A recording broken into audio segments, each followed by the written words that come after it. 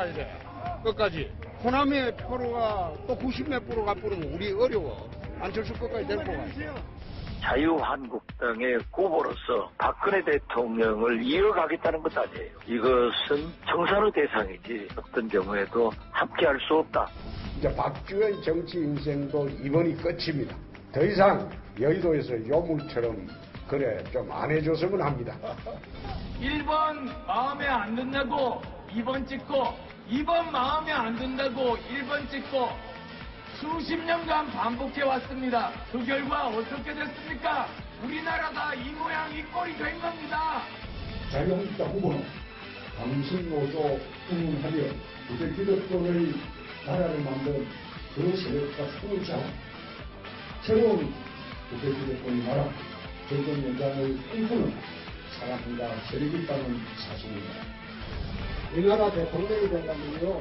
제가 되면 김정은이 어린애 그냥 꼭 쥐고 내가 그거 그냥 안 놔둡니다. 아니 세상에 어린애한테 지금 핵공갈 당하고 걸핏하면 돈 바치라고 무슨 깡패한테 상담하는 것도 아니고 색깔로 전국놀이 하는데도 저 문재인 지지 갈수록 오르고 있지 않습니까? 이제 국민들도 속지 않는다 이놈들아.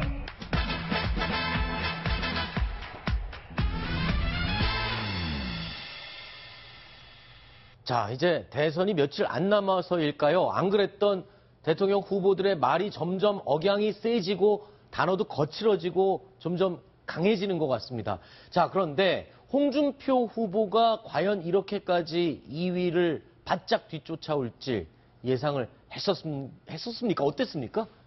저는 지난주에 그 대구를 이틀 다녀왔는데요. 네. 화요일과 수요일 이틀 다녀오면서 느낀 게 홍준표 후보의 지지율이 조금 오를 수 있겠구나. 네. 왜냐하면 제가 갔을 때까지만 하더라도 안철수 후보를 상당히 많이 지지하는 지역이었거든요. 그랬죠. 그런데 실제 시장이라든지 아니면 그 거리에서 만난 시민들 얘기가 그래도 홍준표를 좀 찍어줘야 되지 않겠는가. 네. 그래서 이제 이 보수 표심이 이 자유한국당 홍준표 후보로 좀 결집하고 있는 모양이 나타났기 때문에 네. 지지율이 좀 오를 것이라고 예상을 했는데 네.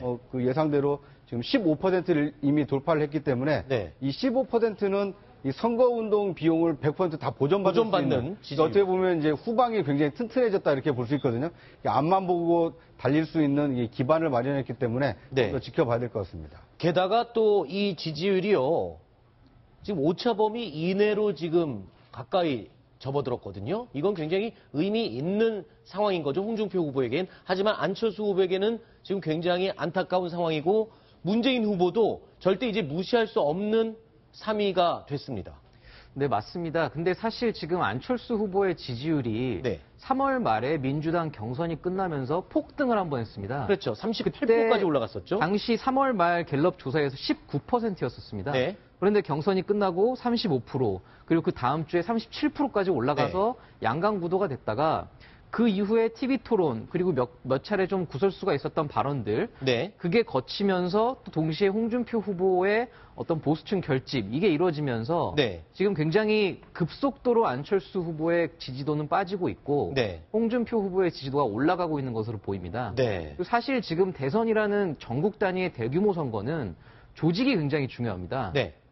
자유한국당 같은 경우에는 당원만 추산 거의 한 300만 명 가까이 됩니다. 네. 그런데 안철수 후보의 국민의당은 아무래도 창당된 지 얼마 안 됐다 보니까 네. 전국 기반의 당원이나 조직이 상당히 취약한 편입니다. 네. 그러다 보니까 홍준표 후보 같은 경우는 상대적으로 이 대선이라는 큰 선거 운동을 아무래도 조직적으로 할 수가 있는 거고 안철수 후보 같은 경우는 그 반대 입장에 놓이다 보니까 아하. 그런 어떤 공중전, 지상전 이 두 개가 적절히 조화가 돼야 되는데 네. 안철수 후보 같은 경우는 지금 지상전이 받쳐주지 못하다 보니까 네. 이런 바닥에서의 민심, 지지율들이 조금씩 빠지고 있는 게 아닌가 네. 이런 분석들이 나오고 있습니다. 네, 제가 대구에 그 취재 가서 목격한 것이 방금 그 얘기한 그대로였는데요. 네. 그러니까 안철수 후보의 경우에는 유세차 혼자서 로고송을 틀어놓고 유세를 하고 있습니다. 아하. 왜냐하면 이제 그 지역에 그만큼 선거운동을 함께 해줄 수 있는 이제 당원들이 굉장히 적다 보니까 그랬던 것 같고요.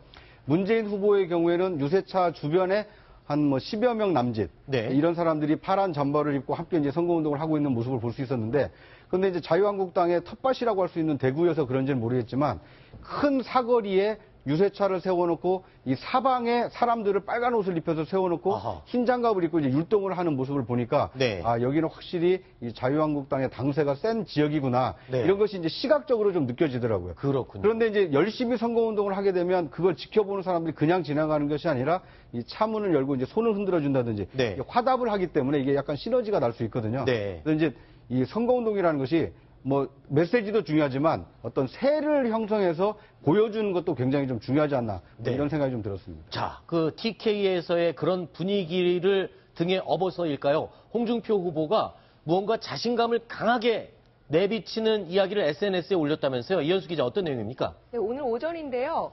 이번 주 5일을 기점으로 문재인 후보와 골든크로스를 이루고 그리고 그 다음 날인 6일부터 역전해 보이겠다. 동남풍은 이미 태풍이 됐다. 이런 말을 했습니다. 네.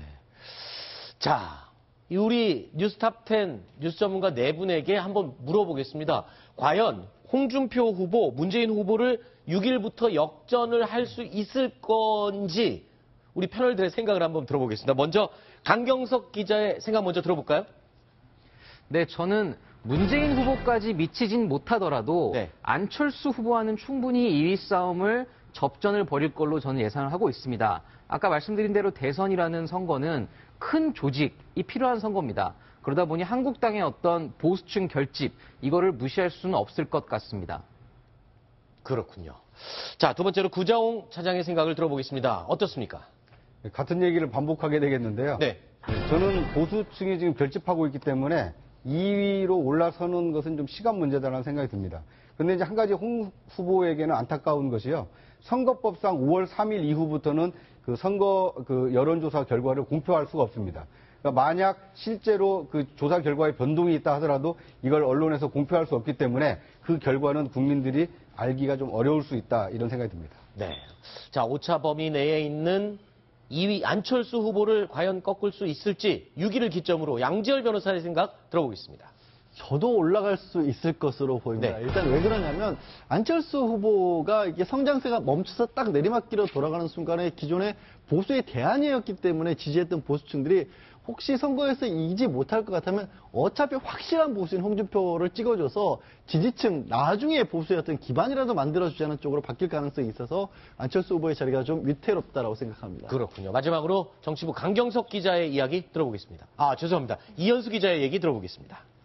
네, 저도 가능하다고 생각을 하는데요. 왜냐하면은 안철수 후보에게 올렸던 그 보수층의 지지는 사실 안철수 후보가 좋아서라기보다는 문재인 후보가 싫어서라는 그 분석이 많았기 때문에 안철수 후보의 그 지지세가 내려가면서 이게 다 홍준표 후보에게 좀 가는 경향이 있지 않을까 이런 해석도 나오고 있습니다. 자, 그렇다고 해서 안철수 후보가 과연 그냥 앉아있지는 않을 것 같습니다. 안철수 후보도 지금 반등의 기회를 굉장히 노리고 벼르고 있을 것 같은데요. 어떻습니까? 안철수 후보는 어떤 반등의 기회를 잘 활용할 수 있을까요? 이 반등의 기회는 이제 김종인 전 대표를 만나서 네. 이 공동정부 이제 준비위원장을 맡긴 거 아닙니까? 네. 그런데 이제 이 맡기는 시점이 조금 별로 좋지 않았다고 봅니다. 네. 그러니까 어떻게 보면 이 각 당 경선이 끝나서 안철수 후보 지지율이 급상승해서 양강 구도가 형성이 됐을 때 네. 그때 많은 사람들이 얘기한 거 그거 아닙니까?